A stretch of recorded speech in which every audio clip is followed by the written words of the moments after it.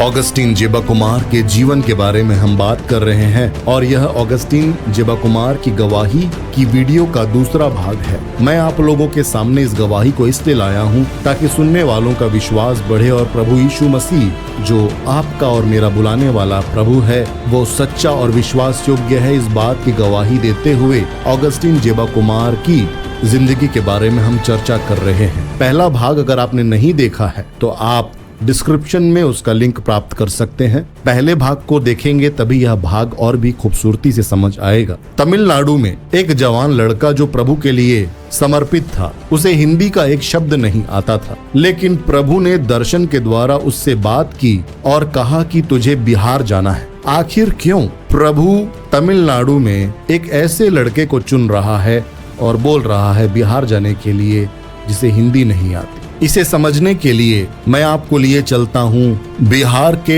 Dehri on सोन नामक एक छोटी सी जगह पर। सोन नदी के तट पर बसा एक छोटा सा गांव है डिहरी ऑन सोन। गर्मियों में कई बंगाली परिवार यहाँ आकर अस्थायी रूप से बसते थे। बिहार, झारखंड, छत्तीसगढ़ और उत्तर प्रदेश की सीमाएं यहाँ मिलती थी। A.K. जैन नामक एक पूंजीपति ने रोहतास इंडस्ट्रीज की स्थापना की थी, जिसमें सीमेंट, कागज, वनस्पति तेल, चीनी, अन्य प्रकार की सामग्रियां बनती थी। और ये जो फैक्ट्री थी भारत की आजादी के पहले ही प्रारंभ हो चुकी थी, जब अंग्रेज हमारे देश में। उस समय श्रीमती रूपावती घोष नामक एक महिला अपने बच्चों के साथ अपनी जीविका उपार्जन करने के लिए डिहरी ऑन सोन पहुंची थी। ये एक विधवा महिला थी, विधवा बहन थी, लेकिन प्रभु यीशु मसीह पर विश्वास करती थी। डिहरी ऑन सोन में अपनी जीविका उपार्जन करते समय फैक्ट्री में काम करने के दौरान एक दिन ऐसा आया कि उसके एक बच्चे की मृत्यु हो गई। उनके 3 बच्चे थे,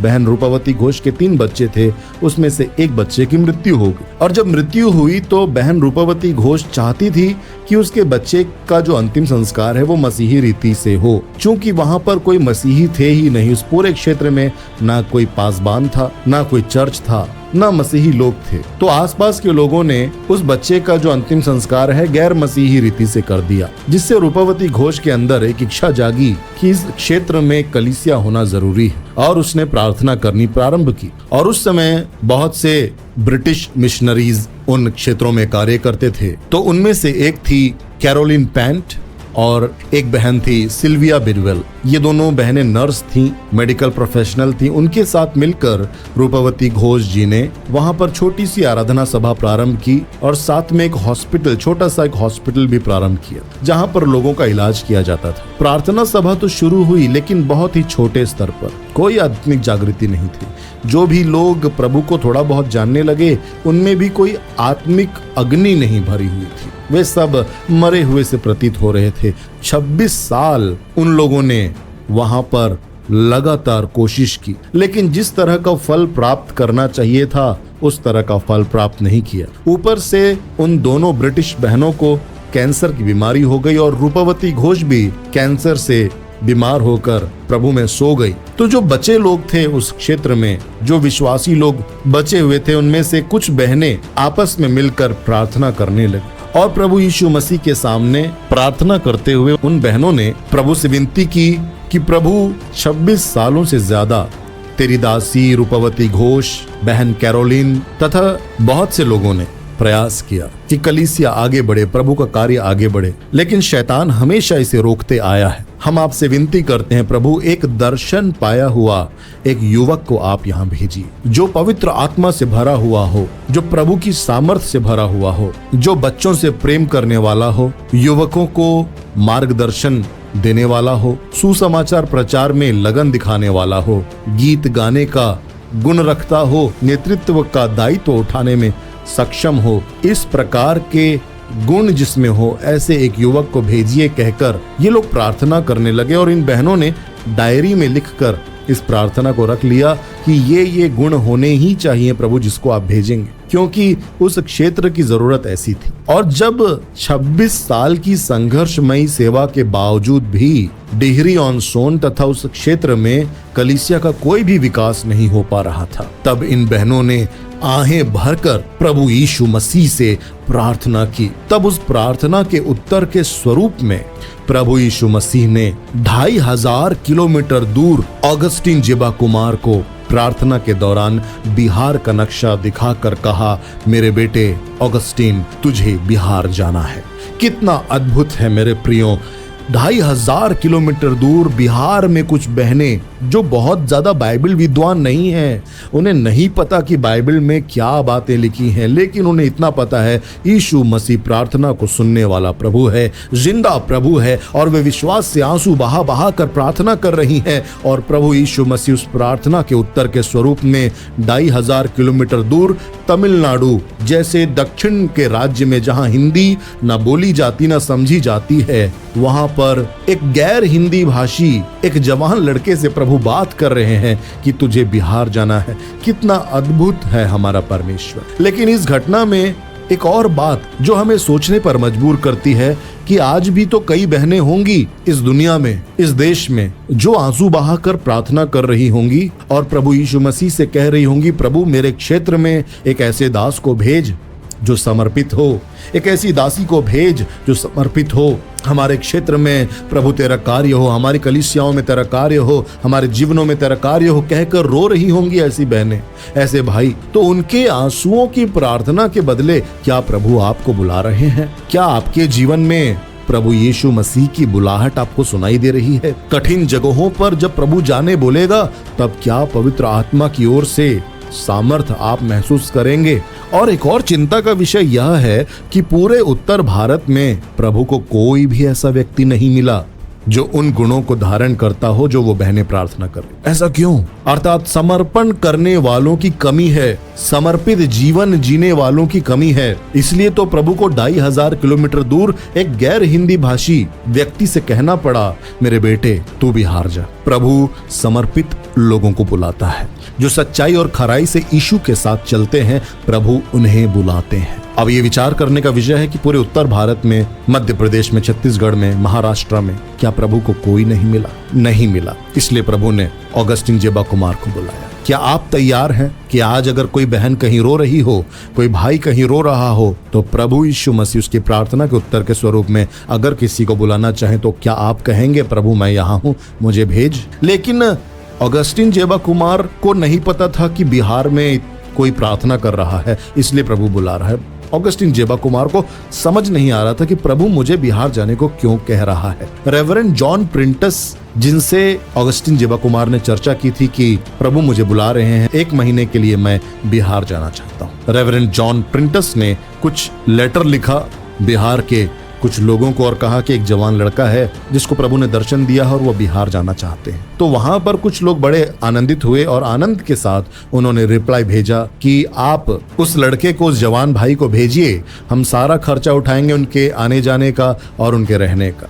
और ये खबर रेवरेंड जॉन प्रिंटस ने ऑगस्टीन जेबा कुमार तक पहुंचा दी। तो ऑगस्टीन जेबा कुमार ने कहा, वो लोग मुझे पहचानेंगे कैसे जब मैं बिहार जाऊंगा? तब रेवरेंड प्रिंटस ने कहा कि मैंने उनसे कहा है कि जब वह लड़का, वो प्रभु का दास बिहार आएगा तो उसके कपड़े पर यीशु जिंदा है ऐसा एक बिल्ला लगा हुआ होगा। लेकिन प्रभु की आत्मा ने ऑगस्टीन जेबा कुमार से यह कह दिया था कि ऑगस्टीन मेरे बेटे, मेरे दास सुन, तू जब बिहार जाएगा तो तू वापस नहीं आना, सिर्फ जाने का टिकट लेना, वापस आने का नहीं। उसी दौरान सितंबर सन 1972 में FMPB friends missionary prayer band ने चेन्नई के बंस कॉलेज में एक शिविर आयोजित किया और इसमें 220 जिलों के, तमिलनाडु के और अन्य क्षेत्रों के 220 जिलों के 440 सेवकों को बुलाया गया इस शिविर में। और इस शिविर में आराधना प्रार्थना के बाद, भोजन करने के पश्चात ऑगस्टीन जेबा कुमार रात्रि 10 बजे टहल रहे थे मैदान में। और उस टहलने के समय ना तो ऑगस्टीन जेबा कुमार प्रार्थना कर रहे थे और ना ही कुछ सोच रहे थे, बस यूं ही टहल रहे थे। अचानक जब उन्होंने आसमान की ओर नजर उठाई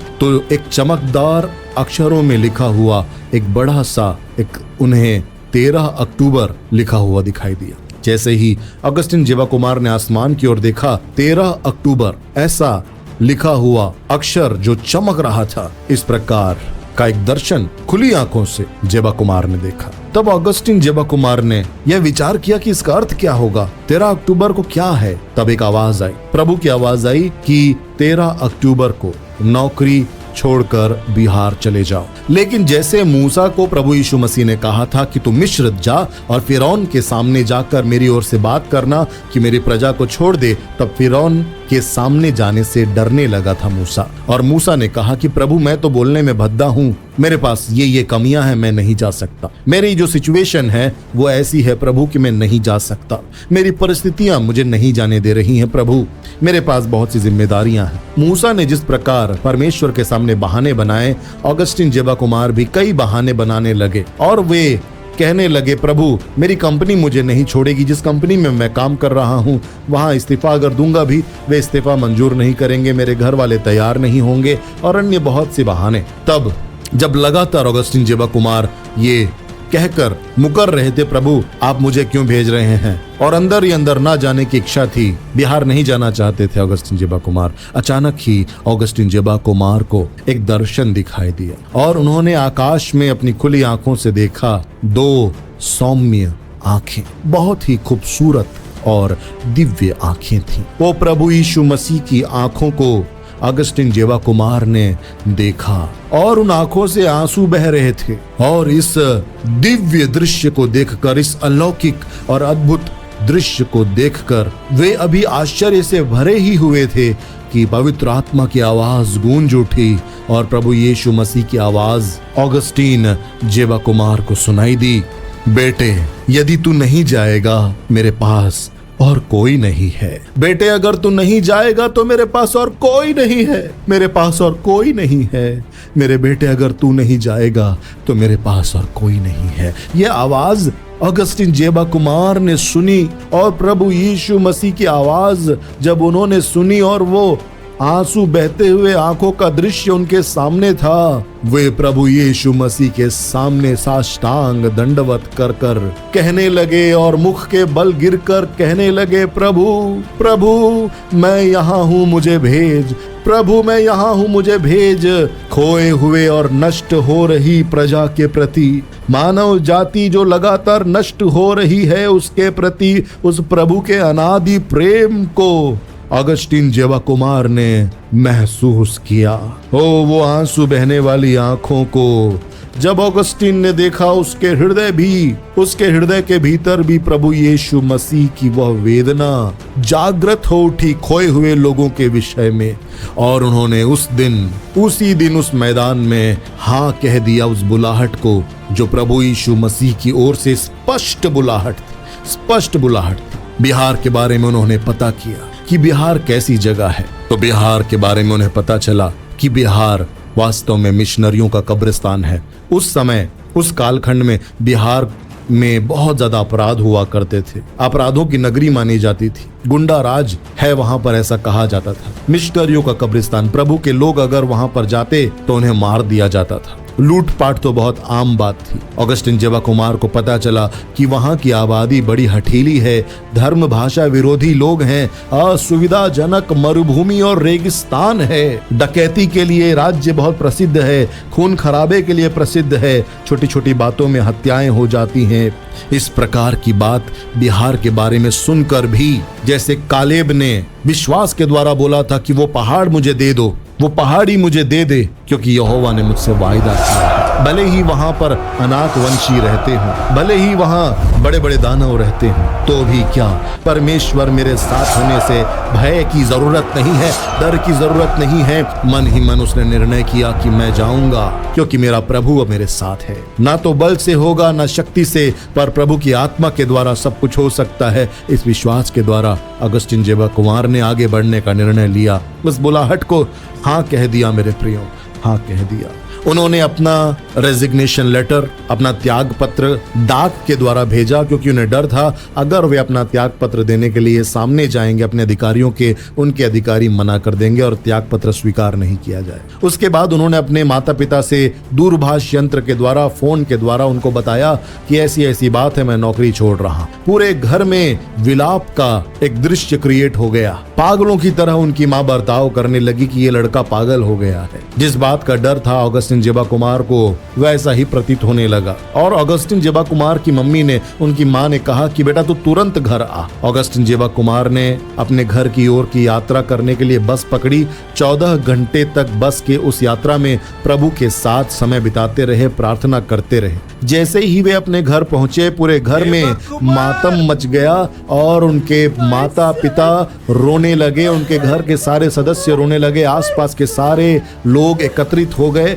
जैसे किसी के घर में मृत्यु हो जाती है। और उस प्रकार का एक रोना और कोलाहल का शब्द उसके घर में होने लगा। लेकिन जैसे प्रभु ने उनको अगुवाई दी, उन्होंने अपने माता पिता और परिवार के लोगों से कहा, अभी मैं कुछ नहीं कहूंगा, मैं बस चाहता हूं कि आइए हम साथ में प्रार्थना करें। और उन्होंने अपने पूरे परिवार को एक कमरे में ले गए और वहां पर उन्होंने प्रभु से प्रार्थना की। पवित्र आत्मा की अगुवाई में ऐसे ऐसे शब्दों के साथ प्रार्थना की जैसे प्रभु यीशु मसीह लाजर की कब्र के बाहर खड़े होकर प्रार्थना कर रहे थे, ताकि लोग जो देखें उनका विश्वास बढ़े। प्रभु की आत्मा ने उनके माता पिता के हृदय में काम किया, उनके परिवार के लोगों के हृदय में काम किया। उस प्रार्थना के बाद, आमीन बोलने के बाद, उनके पिताजी जो खुद इतने रो रहे थे और नहीं चाहते थे उनका बेटा बिहार जाए, वे कहते हैं, बेटा ये प्रभु की ओर से है, मैं इस कार्य में बिल्कुल भी बीच में नहीं आऊंगा। प्रभु ने तुझे चुना है, प्रभु तुझे भेज रहा है, मैं इसमें दखलंदाजी नहीं करूंगा। अद्भुत रीति से उसका पूरा परिवार तैयार हो गया।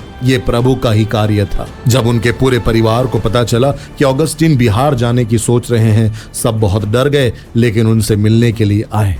ऑगस्टिन का विश्वास टस से मस नहीं हुआ। परमेश्वर की बुलाहट जब होती है, मार्ग भी प्रभु तैयार करते हैं। अद्भुत अद्भुत बात होने लगती है। ऑगस्टिन जब अपने घर से वापस कंपनी में गए तो उनके त्यागपत्र के पहुंचने के पहले ही केंद्र सरकार ने एक ऐसा नियम निकाला जिसमें यह प्रावधान था कि जो कर्मचारी किसी कंपनी में 5 साल तक काम कर चुके हैं, उन्हें ग्रेच्युटी दी जाएगी। और परमेश्वर का अनुग्रह ऑगस्टिन पर ऐसा हुआ कि केंद्र सरकार ने उसी समय वह नियम बनाया जब ऑगस्टिन को जरूरत थी पैसों की। और ग्रेच्युटी जब ऑगस्टिन जेबा कुमार को मिली, चूंकि वे 5 साल से ज्यादा वहां काम कर चुके थे, उन्होंने उन पैसों से जितना भी उनका किसी प्रकार का आर्थिक लेन देन बचा हुआ था, किसी से भी, वह सब कुछ सेटल कर लिया। और परमेश्वर ने बिहार जाने के लिए उनको पूरी तरह से तैयार कर दिया। ऑगस्टिन जेबा कुमार कहते हैं कि जब उन्होंने प्रभु की आज्ञा को माना, प्रभु की बुलाहट के प्रति आज्ञाकारिता दिखाई,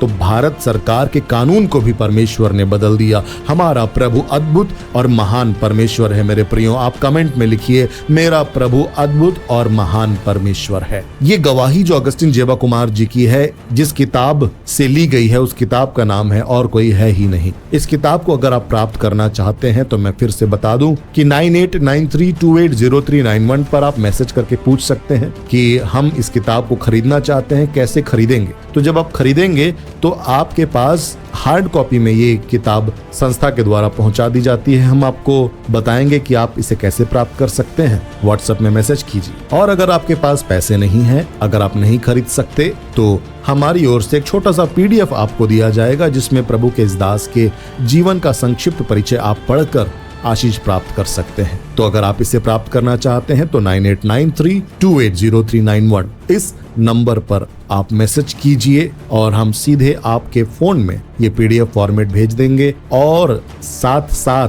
अगर आप हमें मैसेज करते हैं तो ये सारी आध्यात्मिक किताबें, मसीही किताबें PDF फॉर्मेट में सीधे आप तक पहुंचा दी जाएंगी। आप इन्हें डाउनलोड करके पढ़ सकते हैं। 30 से ज्यादा मसीही किताबें बिल्कुल फ्री ऑफ कॉस्ट आपको प्रोवाइड की जाएंगी अगर आप 9893280391 पर मैसेज करके हमको बताएं कि आप इन किताबों को PDF फॉर्मेट में प्राप्त करना चाहते हैं। उसके लिए सबसे पहले इस नंबर को आप सेव कर लीजिए अपने फोन में। जब तक आप सेव नहीं करेंगे तब तक हम आप तक नहीं पहुंचा पाएंगे। हाँ, इस नंबर को सेव कर लीजिए, उसके बाद मैसेज कीजिए। चलिए इस गवाही में आगे बढ़ते हैं। जैसे कि यशायाह की किताब 1 अध्याय और उसके 19वें पद में लिखा है, यदि तुम आज्ञाकारी होकर मेरी मानो तो इस देश के उत्तम उत्तम पदार्थों को खाओ। परमेश्वर की आशीष उन लोगों को मिलती है जो उसकी आज्ञाकारिता पर चलते हैं, उसकी आज्ञाओं को मानते हैं।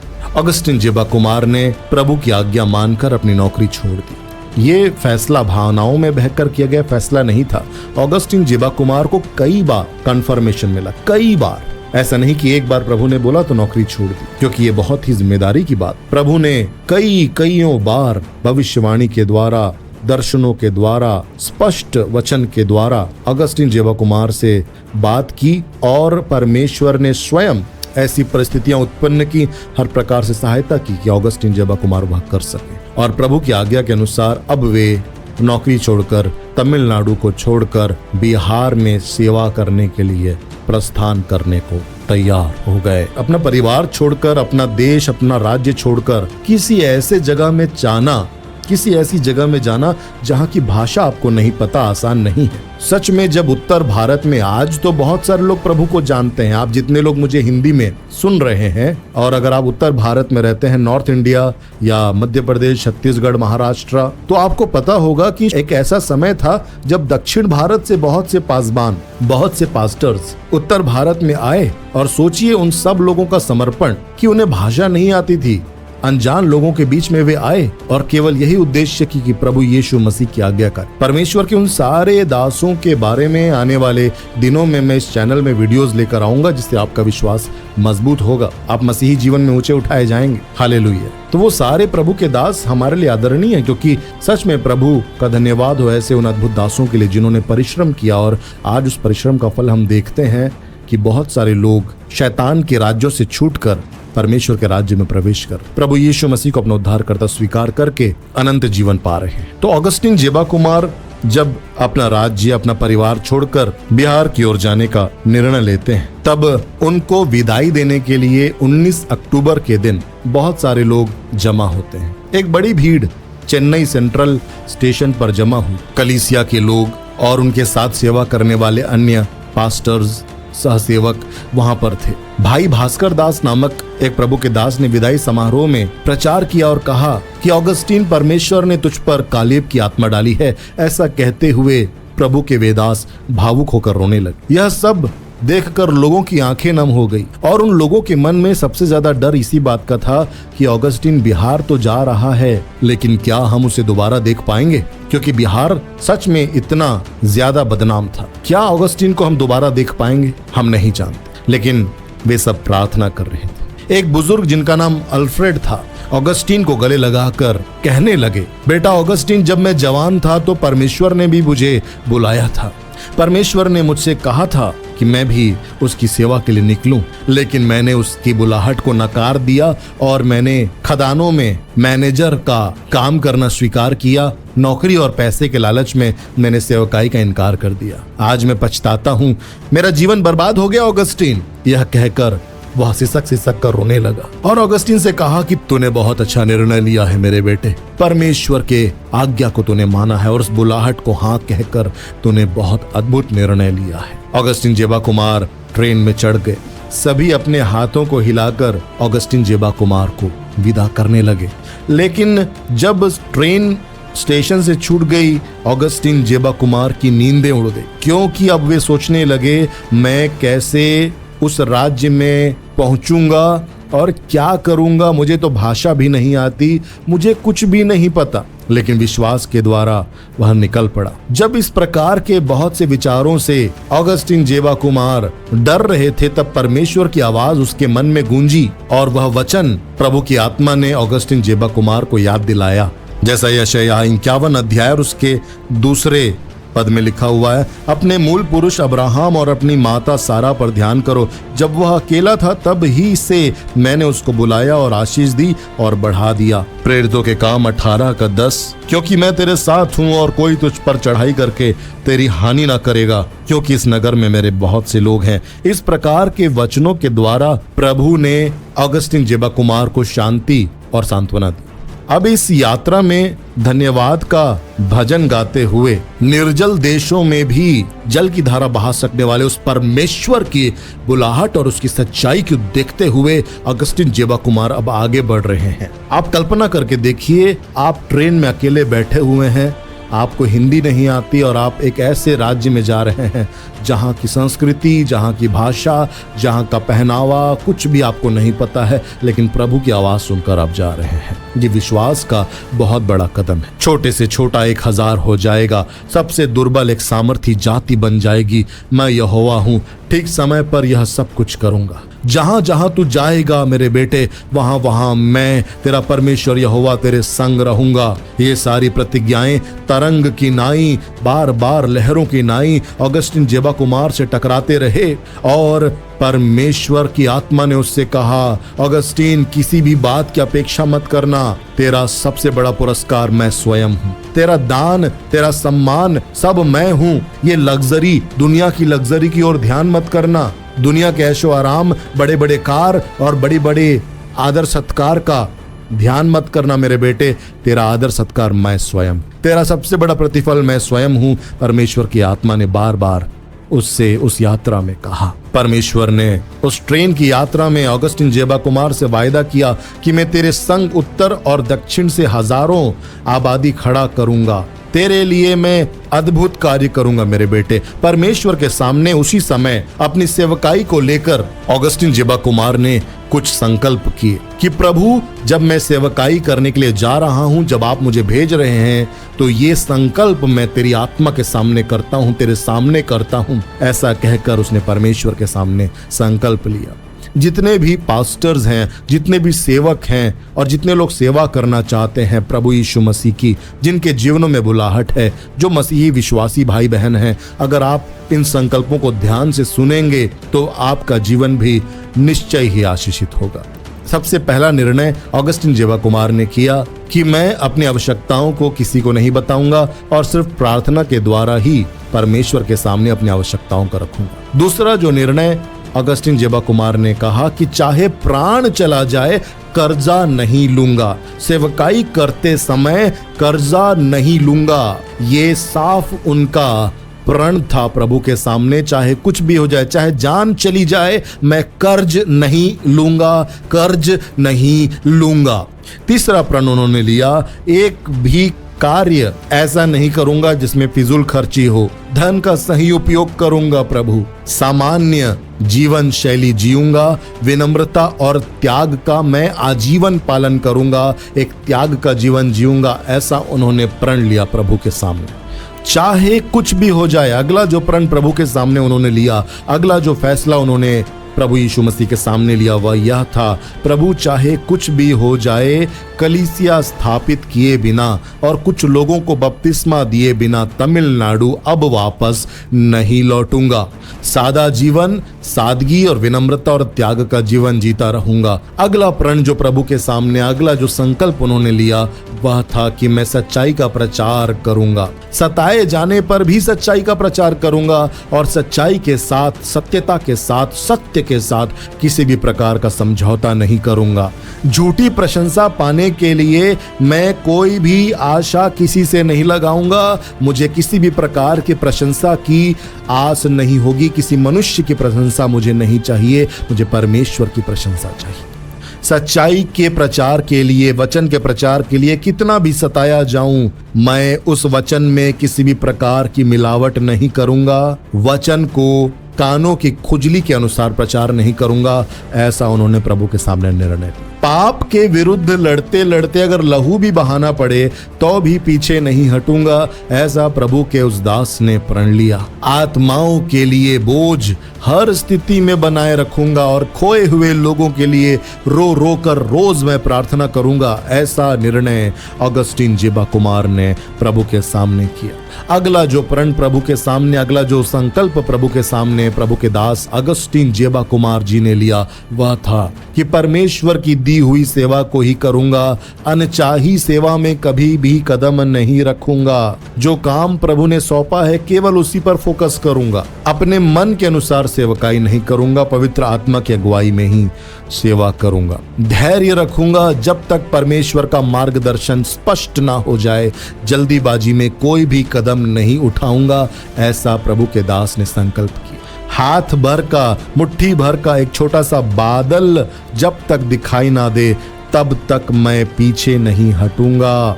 और जो सबसे प्रमुख संकल्प आज के समय में हम सब के लिए एक बहुत बड़ी शिक्षा हो सकती है, सुनने वाले जो इसे समझ जाएं। और उन्होंने जो अंतिम संकल्प लिया वह इस प्रकार था कि मैं अपने साथ कार्य करने वाले लोगों के सामने एक खुली किताब के समान जीवन जीऊंगा। गुप्त जीवन नहीं मेरा रहेगा, दीवारों के पीछे अलग जीवन और दीवारों के बाहर अलग जीवन नहीं रहेगा। जो भी रहेगा खुला जीवन जीऊंगा, एक खुली किताब के समान परमेश्वर के लोगों के सामने और अन्य लोगों के सामने मैं जीवन जीऊंगा। एक खुली किताब, खुली पुस्तक की नाई मेरा जीवन होगा। यात्रा के दौरान इन महत्वपूर्ण संकल्पों को दृढ़ और अटल मन से प्रभु के दास ऑगस्टीन जीवा कुमार ने लिया। तमिलनाडु से चलकर वह ट्रेन हावड़ा जंक्शन पहुंची, हावड़ा स्टेशन पहुंची और हावड़ा स्टेशन पहुंचते ही परेशानियों का सामना अब शुरू हो जाता है। अब यहाँ से प्रारंभ होता है ऑगस्टीन जीवा कुमार के कठिन जीवन की शुरुआत। आप इस गवाही को सुनते रहिए। ऐसी ऐसी कठिनाइयों का सामना प्रभु के इस दास ने किया जिसे सुनकर आप दंग रह जाएंगे कि क्या इतना समर्पण किसी के जीवन में हो सकता है। और जब आप इस प्रभु के दास के जीवन के इस समर्पण के विषय में सुनेंगे, आपके जीवन में भी नया उत्साह संचरित होगा। आमीन। कमेंट में लिखिए आमीन। इस गवाही के द्वारा प्रभु मेरे आत्मिक जीवन में नया उत्साह उंडेलने जा रहा है। अगर आप यहाँ तक इस वीडियो को देख रहे हैं, इसका मतलब ये है कि आपका आत्मिक जीवन उन्नति प्राप्त कर रहा है इस गवाही को सुनने के बाद। और यकीन मानिए इस वीडियो का जो अगला भाग होगा वो और ज्यादा अद्भुत और आश्चर्यजनक घटनाओं से भरा हुआ होगा। कैसे कैसे कठिन परिस्थितियों का सामना प्रभु के इस दास को करना पड़ा और कैसे पवित्र आत्मा अपने बाहों में लेकर इस दास को चलने वाले थे, आप अगले भाग में सुनेंगे। अगला भाग कब आएगा इसकी जानकारी देने से पहले मैं धन्यवाद करना चाहता हूं हमारे उन भाई बहनों का जो हमें आर्थिक सहयोग देते हैं, क्योंकि AI वेबसाइट्स, वीडियो एडिटिंग और अन्य बहुत से कार्यों में बहुत से धन की आवश्यकता होती है और वह सब कुछ आपकी भेंट के द्वारा, चाहे वह छोटी हो या बड़ी, प्रभु यीशु मसीह हमारी आवश्यकताओं को पूरा कर रहे हैं। और यह गवाहियां हजारों की जिंदगी को बदल रही हैं। और उन आशीषों में अगर आप भी सहभागी होना चाहते हैं तो केवल पवित्र आत्मा की अगुवाई में आप भी हमें सहयोग दे सकते हैं। ये QR कोड और अकाउंट डिटेल्स हैं जिन्हें आप इस वक्त स्क्रीन पर देख रहे हैं। प्रभु यीशु मसीह ने हमसे कहा था, जब इस कार्य का आदेश प्रभु ने हमें दिया कि मेरे लोगों का विश्वास बढ़ाओ, तब प्रभु ने हमसे कहा था कि मैं स्वयं अपनी संतानों से बात करूंगा, मैं अपने लोगों से बात करूंगा और वे तुम्हारी सहायता करेंगे। और उसके बाद ही हमने QR कोड तथा बैंक डिटेल्स को स्क्रीन पर दिखाना प्रारंभ किया। उससे पहले हमारा ऐसा कोई भी उद्देश्य नहीं था। प्रभु यीशु मसीह ने कहा कि मैं अपने लोगों के द्वारा तुम्हारी सहायता करूंगा ताकि तुम इस सेवकाई को और प्रभावी रीति से कर सको। तो मेरे प्रियो, प्रभु यीशु मसीह उन लोगों के हृदय में यह बात उत्पन्न करेंगे कि वे हमारा सहयोग करें जिनको प्रभु ने चुना है इस कार्य के लिए। कई लोग कहते हैं कि ब्रदर, अगर मैं देने के योग्य बन जाऊंगा तब आपको दूंगा। मेरे प्रियो, चाहे आप 10 रुपए का सहयोग दे सकें तो वह भी हमारे लिए बहुत कीमती है इस वक्त। तो प्रभु यीशु मसीह में बढ़ते रहिए और हम मिलकर कोशिश करते रहेंगे प्रभु यीशु मसीह की कलीसिया को मजबूत करने का, क्योंकि आपको पता है कि इन दिनों क्या हो रहा है। प्रभु की देह पर लगातार शैतान आक्रमण कर रहा है, अलग अलग तरीकों से, गलत शिक्षाओं के द्वारा, सताव के द्वारा। प्रभु की भेड़ें घायल हैं और उनका विश्वास बढ़ाने के लिए ये गवाहियां हम मिलकर ला रहे हैं। जो हमें सहयोग देते हैं, हमारे लिए प्रार्थनाएं करते हैं, वो सब इनमें शामिल हैं और प्रभु यीशु मसीह की नज़र हम पर बनी हुई है, इसलिए हमको यह कार्य करते रहना है। तो अगली जो गवाही है वह आएगी 1 अगस्त को। जी हाँ, 1 अगस्त के दिन, 1 अगस्त 2025, यह इस गवाही का जो अगला भाग है वह लाइव हो जाएगा YouTube पर। तब तक आप इस गवाही को शेयर करते रहिए अपने WhatsApp ग्रुप्स में। पहला भाग अगर आपने नहीं देखा है तो आप डिस्क्रिप्शन में लिंक पर जाकर क्लिक कर सकते हैं और अगर आप जुलाई अगस्त 2025 के बाद इन वीडियोस को देख रहे हैं तो सारे लिंक्स डिस्क्रिप्शन में मिल जाएंगे। अगर आप चाहें तो 9893280391 इस नंबर पर मैसेज करके हमसे सारी वीडियोस के लिंक प्राप्त कर सकते हैं। आपका विश्वास बढ़ाते रहने के लिए प्रभु यीशु मसीह के अभिषेक में, प्रभु के अधीन में और उसके अनुग्रह के अधीन में और उसके अनुग्रह की शक्ति के द्वारा हम ये कार्य लगातार कर रहे हैं। और याद रखिए, आप हमारे लिए बहुत कीमती हैं और प्रभु यीशु मसीह आपसे प्रेम करता है और उसकी प्रेम की शक्ति आज सबसे ज़्यादा ज़रूरी है हमारी कलीसिया में। मेरे प्रियो, मिलता हूँ आपसे अगली गवाही में। अपनी प्रार्थनाओं में हमें स्मरण रखिए। जय मसीह की।